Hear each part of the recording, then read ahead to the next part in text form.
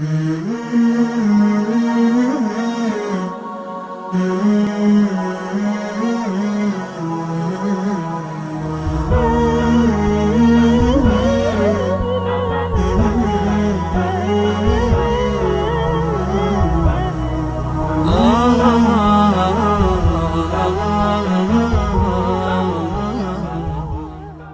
اللہ الرحمن الرحیم۔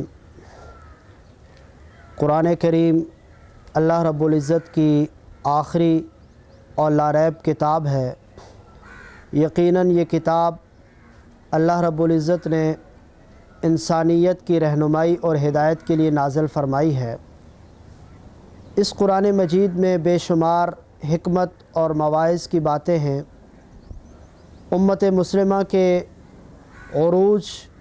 کے لیے قرآن سے رہنمائی لینا ناگزیر ہو چکا ہے۔ ہمارے ساتھ ملک کے معروف قاری حضرت مولانا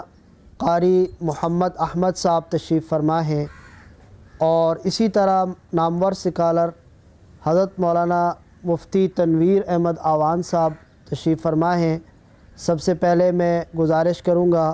قاری محمد احمد صاحب سے کہ وہ اپنی خوبصورت آواز میں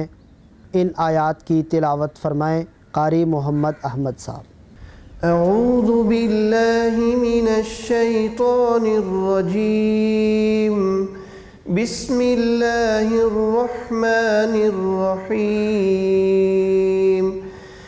یا ایہا الرسول لا يحزنك الذین يسارعون في الكفر من الذين قالوا آمنا بأفواههم ولم تؤمن قلوبهم ومن الذين هادوا سماعون للكذب سماعون لقوم آخرين لم يأتوك يحرفون الكلم من بعد مواضعه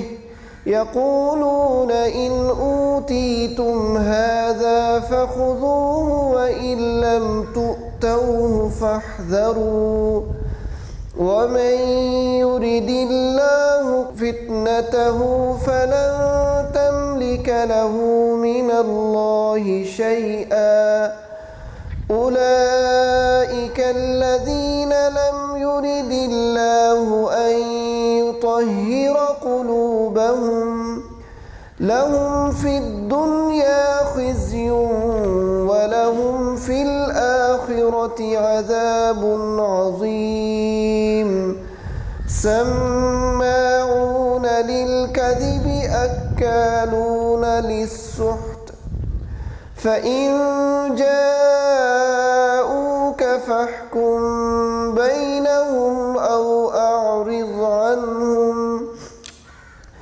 وإن تعرض عنهم فلن يضروك شيئا وإن حكمت فاحكم بينهم بالقسط إن الله يحب المقسطين۔ ماشاءاللہ قاری محمد احمد صاحب نے اپنی خوبصورت آواز میں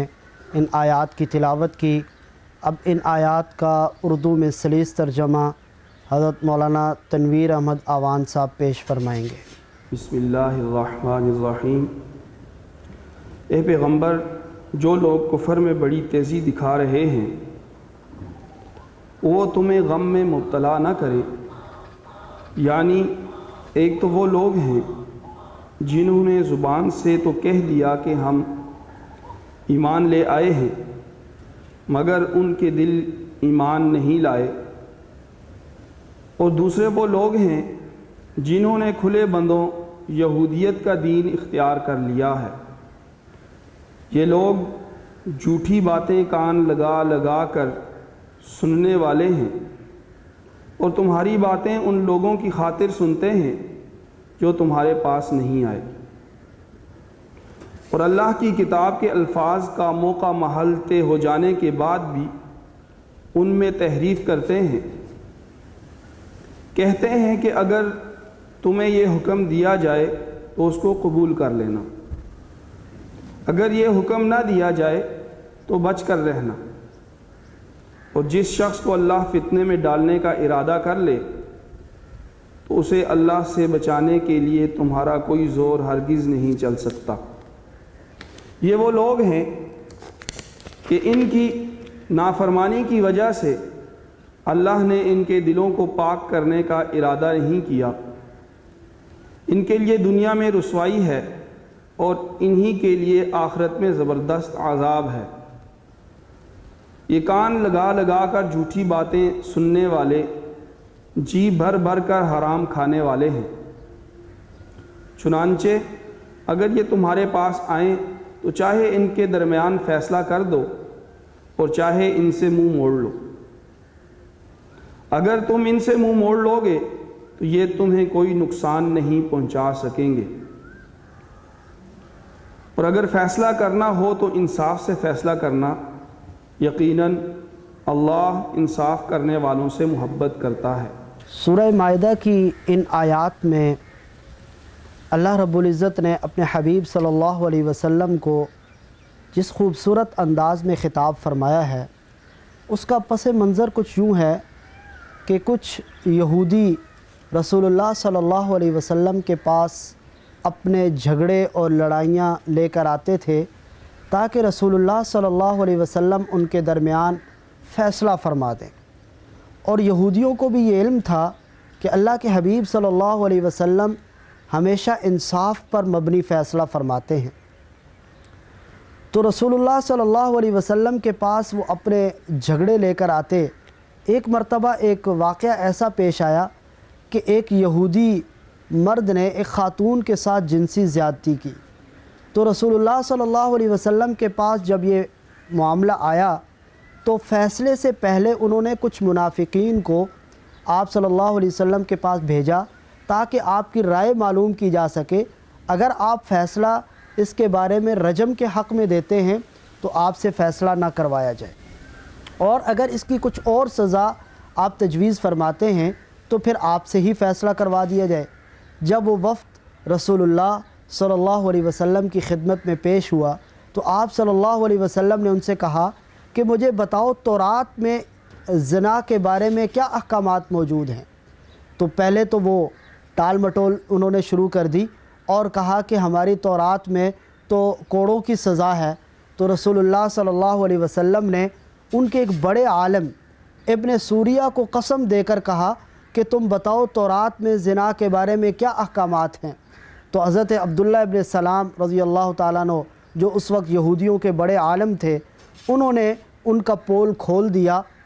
اور ابن سوریہ نے بھی کہا کہ ہماری تورات میں واضح طور پر ایسے شخص کے لیے کہ جو شادی شدہ مرد کسی شادی شدہ عورت کے لیے ایسے جرم کا ارتکاب کرے اس کے لیے رجم کی سزا ہے۔ تو رسول اللہ صلی اللہ علیہ وسلم نے بھی ان کے لیے رجم کی سزا تجویز فرمائی، لیکن آپ صلی اللہ علیہ وسلم کے اس فیصلے کو ماننے سے انہوں نے انکار کر دیا۔ اور یوں ایک اور واقعہ بھی پیش آیا جو آیت نمبر 45 کے پس منظر میں ہے کہ مدینہ منورہ میں یہودیوں کے دو بڑے قبیلے بنو نذیر اور بنو قریظہ آباد تھے۔ ان میں جو بنو نذیر تھے وہ مالی طور پر بڑے مضبوط اور قوت والے تھے، اور بنو قریظہ وہ مالی طور پر کمزور تھے۔ تو رسول اللہ صلی اللہ علیہ وسلم کے سامنے ایک قتل کا واقعہ پیش آیا، اور وہ قتل کا کیس لے کر آپ صلی اللہ علیہ وسلم کے پاس حاضر ہوئے۔ اس دوران انہوں نے آپس میں یہ طے کر رکھا تھا کہ اگر بنو قریظہ کا کوئی شخص کسی کو قتل کر دیتا تو اس کے لیے الگ قانون تھا، اور بنو نذیر کا کوئی شخص بنو قریظہ کے کسی بندے کو قتل کر لیتا تو اس کے لیے الگ قانون تھا۔ بنو نذیر والے کے لیے صرف اس کی دیت تھی، اس کا خون بہا دینا تھا، جبکہ بنو قریظہ جو مالی طور پر کمزور تھے ان کے لیے یہودیوں نے یہ قانون بنا رکھا تھا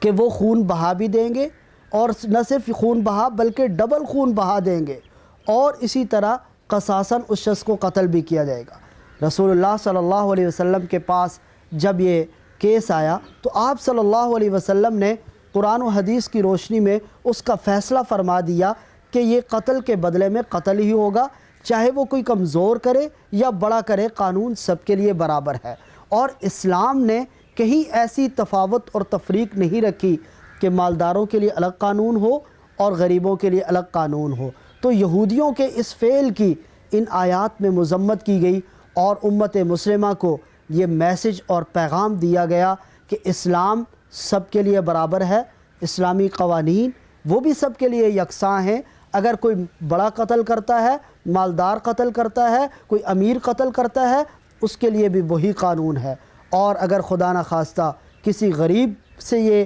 گناہ سرزد ہو جاتا ہے تو اس کے لیے بھی یہی سزا ہے۔ اور یہ میسج دیا گیا کہ تم یہودیوں کی طرح اپنے احکامات کے اندر تفاوت اور تحریف اور تبدیلی مت کرنا، بلکہ قرآن کا اور شریعت کا جو یکساں قانون ہے اس قانون کو اپنے معاشرے پہ نافذ کرنا۔ اللہ سے دعا ہے کہ وہ ہمیں قرآن کریم کی تعلیمات پر عمل پیرا ہونے کی توفیق عطا فرمائے۔